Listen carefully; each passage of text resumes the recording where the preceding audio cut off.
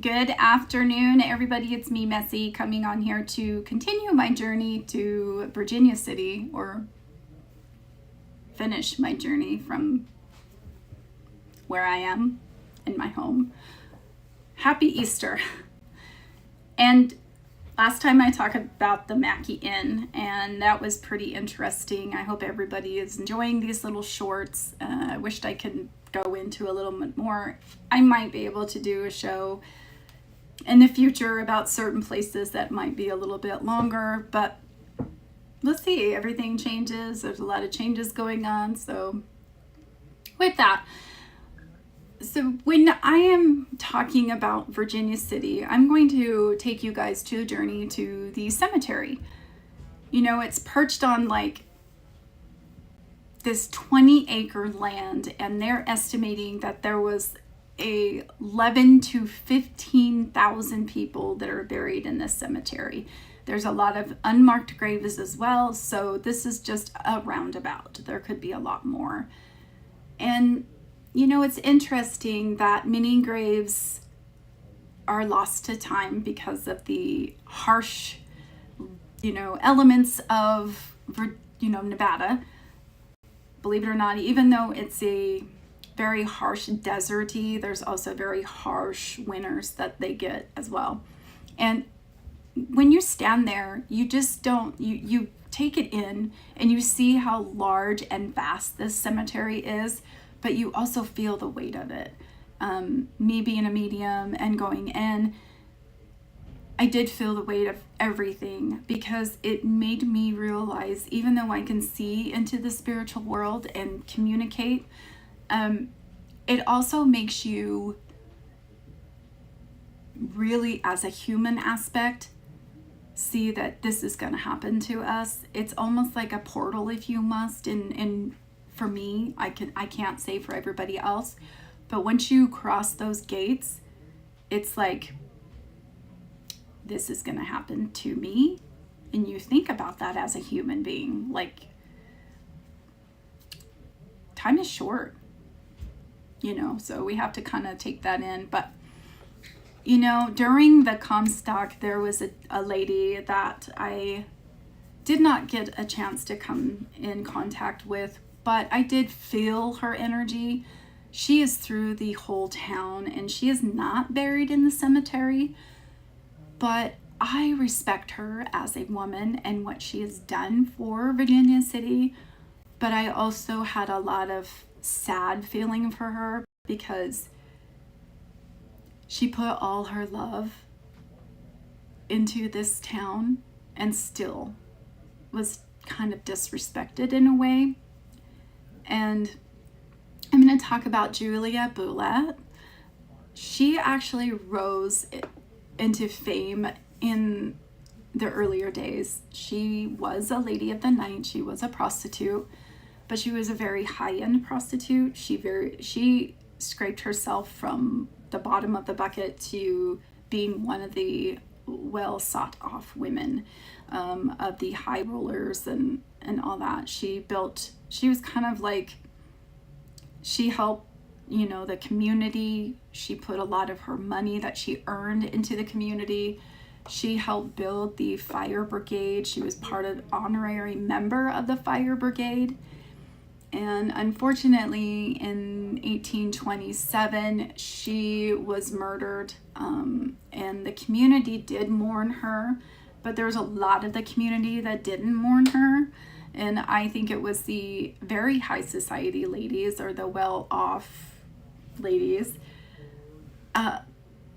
They did not want her buried in the cemetery, and so they buried her above the cemetery on the right side. So when you guys go, you'll hear a lot about her grave, and you'll be able to see it from the Washoe if you guys ever go. Just so you guys know that in this cemetery, there's so many people, and it is divided into sections. And there's the Catholic, the Protestants, the Jewish, the Mennonites, then other fraternal groups. And then you have other people that are kind of all side by side. It's almost kind of reminds me of New Orleans and how they bury their dead on top of each other, but they're very close together. One in particular, other spirit that I had a connection or contact with wasn't a very kind spirit, but he is like he kept continuously doing his job, and he was known as the grave digger. And there's a lot of myths with him. People say that they see him going up and down, like gathering the souls that are coming in through the gates. And on top of this graveyard, you'll see a lot, this huge monument, and people will say that he comes out of there, which I did when I seen the replay of him. He was coming down and he is walking. I see him with long hair, not really long hair, but it's scruggy. He had a beard. He definitely he worked very hard. He looks very scary, if anybody's ever come across him. But I didn't feel threatened with him. Some people do, but a lot of people who say they feel threatened with him is because they're doing something they're not supposed to be doing. Please, people, don't take money off graves. There's a reason why they're there. Don't disrespect the dead. Don't disrespect their final place, because even though that's final for them and they're in spirit and they're roaming, this place meant something to them, and this was their life. And so please, I don't mean to get on that tangent, but there was a handful of times that I have seen people letting their kids or even older people being disrespectful, and that's just not okay.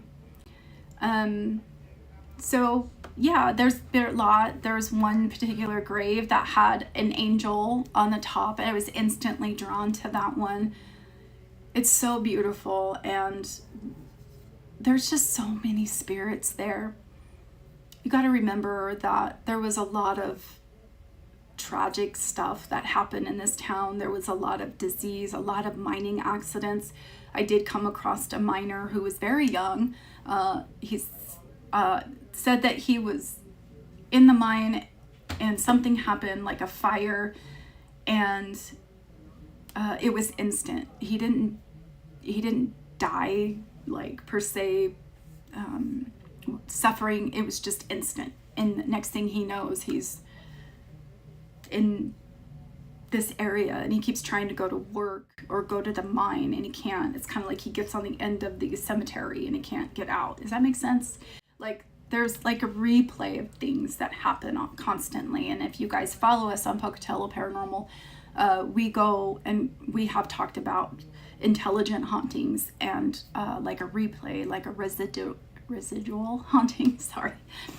And it's like a tape player playing over again. And sometimes with these spirits, they also feel like it's Groundhog Day. Like they wake up and it's the same thing over and over again. And I've seen that a handful of times, and that's how they feel, because they feel stuck. They truly do, or they don't know what happened. And there's been a lot of that with some spirits that I've come across. Like, they're like, I don't know what happened. I was there, and the next thing I was gone. And then there are some who was just ready to move on. It's true. People are like, I'm done with this life. I want to move on. So yeah, guys, I know that's kind of a short, post about Virginia City's cemetery. But please, if you guys do go visit, please go visit. Honor the people who have built that town. And please respect the graves, respect the energy as well as the town, and know that people who take care of this town truly, truly love Virginia City, and is definitely worth visiting. So please look them up. There's tons of people that know everything. And yeah, so with that, guys, we're on Rumble and we're still on YouTube. So make sure you like, subscribe, and follow. And as that, happy Easter. Take care of yourselves. Thanks. Bye.